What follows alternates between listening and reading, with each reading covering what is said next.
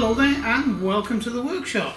So today I'm putting in this metal bodied trim router into the SainSMART Genmitsu 6050 Plus. Now this is a 1.25 horsepower, which is I think about 1 kilowatt, and this thing will spin up to 30,000 RPM. Although it'll run at 30,000 RPM, I probably won't be running it that hard. The maximum I'll probably run it at is between 20 and 25,000 RPM, because you know these trim routers are not strictly designed to run for hours permanently on. But I suggest a metal-bodied one, because the housing will actually assist with the cooling as well. And they're an air-cooled unit, so I think it'll be fine. However, now I do notice that SainSMART with this machine are now offering a trim router as an upgrade, or you can buy separately at a very reasonable cost actually. I didn't because I purchased this trim router before they were offering a trim router with the machine. So I went to eBay and searched for the best one that I could find here in Australia. One that was already in Australia, and had it delivered here at fairly reasonable cost. The reason I bought off eBay was because I did check with the availability of Makita, which I would probably rather have gone with, but it was $300. I got this one for $75, so it had everything on it that I wanted. It's got an on-off switch here, it's got a variable control, it'll go all the way down to I think 8,000 RPM and all the way up to 30. But there was one drawback when I got it here that I didn't see in the ad or the description. And being a metal body, now here in Australia and also in Europe and most probably America, if a electrical tool has a metal body, it must have an earth. Well, when I got this one here, that's the plug that was on it. Obviously, no earth. So I've obviously cut the plug off the end of the lead, and I've put my own earth lead on it.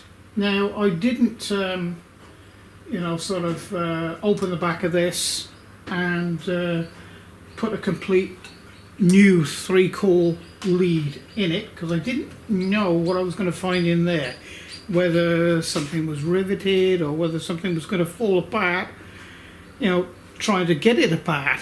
So I thought, play it safe, run a separate lead, which I'm going to connect directly onto the body of the back plate here, because there's a nice threaded hole there that I can connect onto, which is fine. So I've run it through the cable chain there, and I've brought it out down here, so I'll just fetch you down here. Okay, so here's the cable coming here to here, where I've paired the wires back, and there's the earth lead, and this is a power cable off a Hewlett & Packard printer power cable actually. Of course, the printer went out years ago, but I reuse everything I can. So I've got some, I've pared the wire back, and I've got some shrink wrap on here, and I'm just going to solder, these together. And got some shrink wrap for the outer side as well. And I should be plugging it in just down here. So I've got a on-off switch here that I can use. I've also got an on-off switch here and the variable control there. So all in all, everything will be just fine.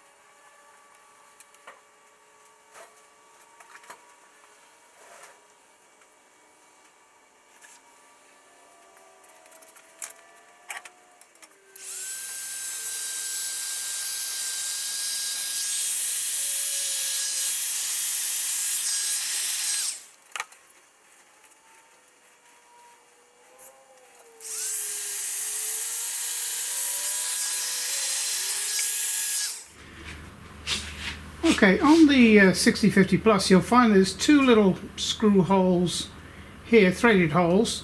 Don't actually know what they're for, but perfect to put an earth wire on. So I've got a couple of flat washers and a spring washer on the end of that connection. And we will grab all of that, offer him up. And go in the right direction.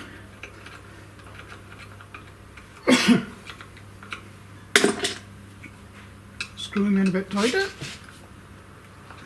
Yeah, just underneath that head too, there's a star washer which bites into the metal, which ensures that you have a good earth. And we'll be checking that shortly with the meter. So now I can assemble the trim router motor in here.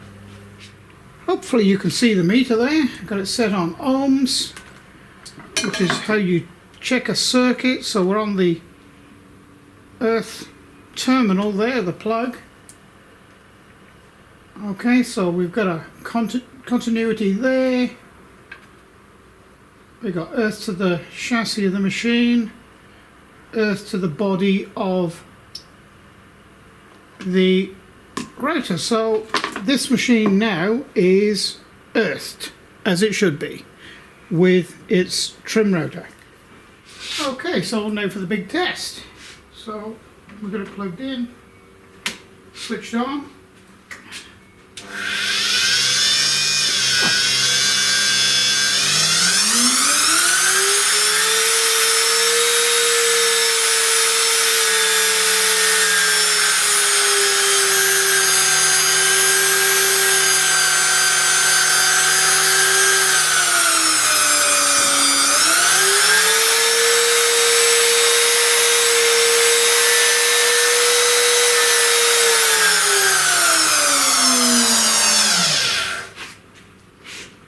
Works okay, and of course now it's perfectly safe and earthed. So that is how to put an earth onto something that hasn't got an earth, and that's the correct way of doing it. I would advise, if you're doing any electrical work at all, get one of these test meters. It's commonly called an AVO, for amps, watts, and ohms. Quite a few of you in Australia are saying to me in the comment section and emails saying, "Oh, you can't buy these in Australia." Well, actually you can. You just send them an email telling them that you want to buy one into Australia, and they'll sell you one. Just because it, you know, on the ads says that, you know, it says America, England, wherever and wherever. It doesn't mean to say because it's not listed there they won't sell one into Australia, because they will. Proof in the pudding, I've got one.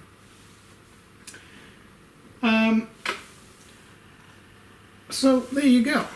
That's how to put a metal-bodied trim router into the SainSMART Genmitsu 6050 Plus.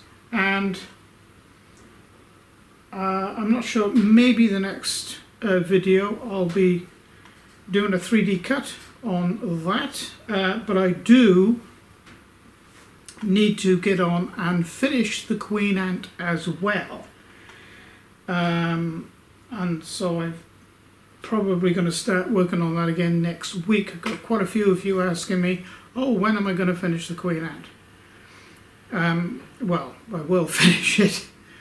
At this stage, I'm going to be getting on with that next week. Okay, so press like, subscribe to the channel, and leave a comment. And if you really like what I'm doing, you could consider becoming a patron. Thank you for watching, and it's bye for now.